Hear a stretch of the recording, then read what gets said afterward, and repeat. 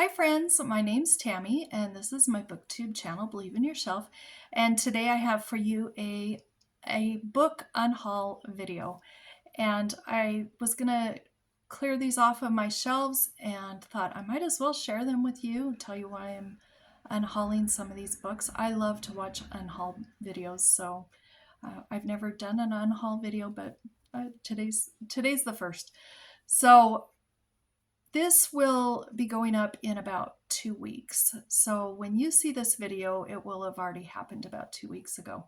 And I have a couple of books I'm giving to various people. I'll tell you about those as I get to those. And the rest I'm going to be taking to my used bookstore here in town and hopefully getting some bookstore credit or maybe just get some cash. I'm not sure what I'll do, but that'll be happening hopefully in just a day or two. So let me show you what I'm unhauling and I'll tell you why I'm unhauling these. These first two are not actually unhauls, but they are leaving my bookcases. The first one is Sophie Mouse by Poppy Green. This is going back to my mom and dad's house and off of my shelves. This is one that Charlotte borrowed from my mom, and my mom has a few books over at her house that the kids like to borrow, and this one needs to go back to her. So it's leaving my house. And the other one I have is Amelia Bedelia Goes Wild by Herman Parrish. And this one's leaving my bookshelves too, and it's going in with Amelia's books in her bedroom. It does not need to be on my shelves taking up room. So those are going, but they're not going too far. Okay, I am going to get rid of this book by Laura Childs, The Jasmine Moon Murder, and I just read this past week. I got it at a library book sale, and this is a very good cozy mystery series that you can actually read out of order. The author does a really good job catching you up on the books. However, I only have so much room on my cozy mystery bookcase, and there's like, I don't know, like 30 books or something in this series, and I'm not going to collect them all.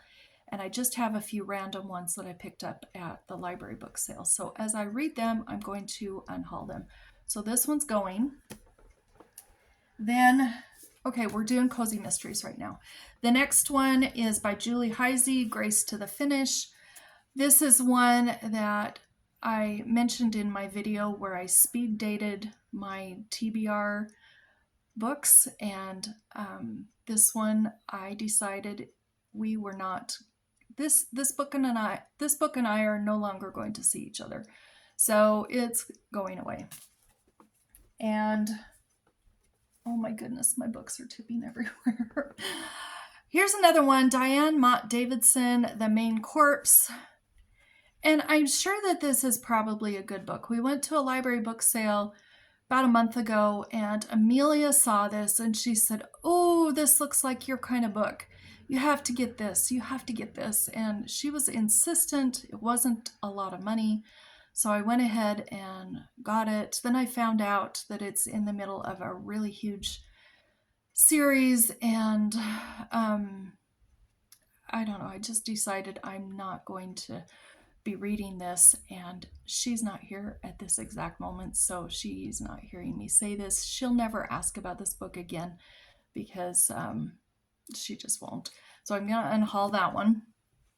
Here's one more of the Laura Childs. This is Chamomile Morning.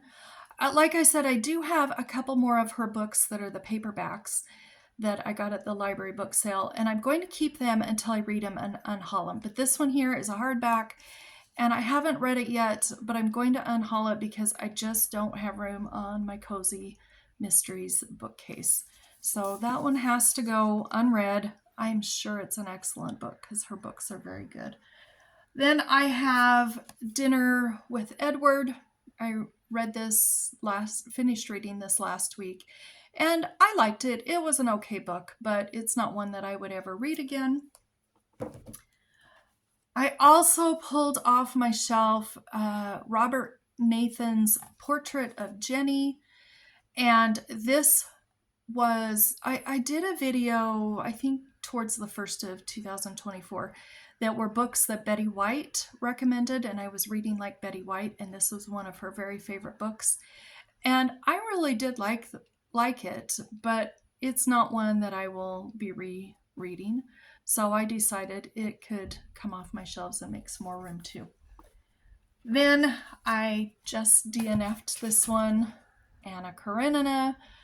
So I've talked about why I'm not going to be keeping this. And I have a Jane Austen book. I'm working through the Jane Austen books, and I think I have 3 left of her, 6 or 7 main books. This one so far is my least favorite book, and this is Mansfield Park. And when I pick up another Jane Austen to read, when I get to the point that I'm rereading them, this is not one I'm going to pick before the other books. I like her style of writing, but I was so mad at who someone ends up with at the end of the book. I thought the person that I'm talking about deserved someone much better, and I was kind of mad about the ending of this book. So I don't want to read it again. But isn't that a pretty cover, though? It really is. Somebody will be happy to get that book. I'm also going to pass along Elizabeth Gaskell's The Moorland Cottage. I did like this book, but it wasn't a very favorite, so it's not one that I'll probably reread. It's a nice, thin little book, and I'm going to pass that along. I'm also passing along Mother Carey's Chickens by Kate Douglas Wiggin, and she's the author of Rebecca of Sunnybrook Farm. And this was a cute story. This was a story about this mother and her children that she calls her little chickens, which is funny because I always call my little granddaughters my little chickens. And so this really appealed to me. I read it. I did really enjoy it, but I'm not going to reread it. So I'm going to pass it along to somebody else. Also, I have Elizabeth von Arnim's Elizabeth and Her German Garden. And this is somewhat autobiographical. Is that the word? I think that's the right word. Where she's telling, this is a nonfiction book, but it's kind of loosely based on her life and her marriage. And she did not have a great marriage. And this, when she was married to her husband, this is, just the story of her garden that she grew. And it was a pretty good book. I did enjoy it, but it's not one that I would read again. Then last year in 2024, I did read The Eye of the Sun by Dorothy Cork. This was supposed to be a buddy read with Stormy, and I finished it, and she didn't finish it, and she was probably the smart one of the two of us. This was not great. I didn't care for this book at all, so this needs to come off my shelf and go away. I read this at Christmas time by Ed J. Pinniger, The Christmas List. It was okay. It was kind of preachy, and I don't know. I didn't really care for it too much. It was okay, though, but it's got to go. I buddy read this with Nadine in December by Debbie May Comer, Alaskan Holiday, and it was an okay book. I mean, it was an okay book. I did enjoy it, but it's not one I would reread. So it's going. Now we're into some, I guess you'd say, kind of some kids' books. I bought this one in 2024, and I really wanted to read this, and I really wanted to like it, but I picked it up and looked at it so many times and put it back, and I'm just not going to read it. So this was a really bad purchase on my end, and I know that these are really loved books. It's by Susan Coolidge. It's the What Katie Did trilogy, and it has what Katie did at school, and what Katie did next. And I love that it's a bind-up of those 3 stories, and I love the cover, but I don't know. It's one I thought I was going to like to read, and I just don't want to, so that's okay. I read this one a couple of years ago, or maybe even last year, I don't remember, but it's by Karen Hess, Out of the Dust. And this was pretty good. I really like Dust Bowl stories, and I think this is written, I think they call it free verse. And it was okay, but I have other books that if I want to read a book about the Dust Bowl, I would choose over that one. I read this one to the girls. They liked it. I liked it. But I don't know that it would be one we'd reread. It's by Jill Murphy, and it's called The Worst Witch. It was okay. It was kind of cute. It was kind of funny. And but it was okay. I have a million books for the girls to read, so we won't miss that one. This one here I got at a little free library somewhere along the way by Carol Beach York, and it's called Good Charlotte. And I thought the girls would like me to read this to them, especially since one of the girls is named Charlotte. And there's little drawings and such throughout the book. It's not a very big book, but I cannot get the girls interested in this. They don't, every time we're going to pick a new book to read, this, I do mention it sometimes, and they're all like, no, no, no. So I'm just going to get this off of my shelves because obviously it's not going to get read. I read this one maybe in December, or it might have been November. This is called The Secret of Phantom Lake by William Arden. And I liked the story, but I didn't like the writing style, and I don't think the language that's in here holds up for today's reading. And I'm going to get rid of that.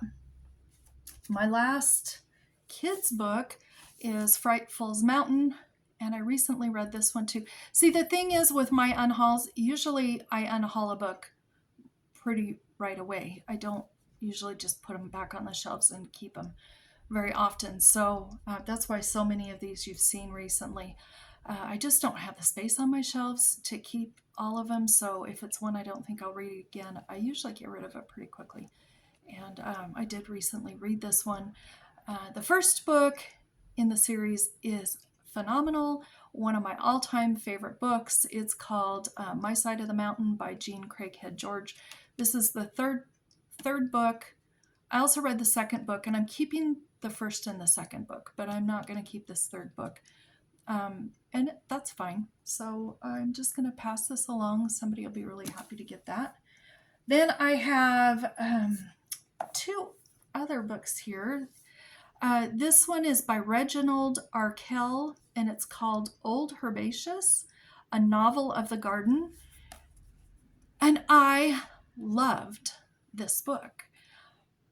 This is the story of this gentleman right here.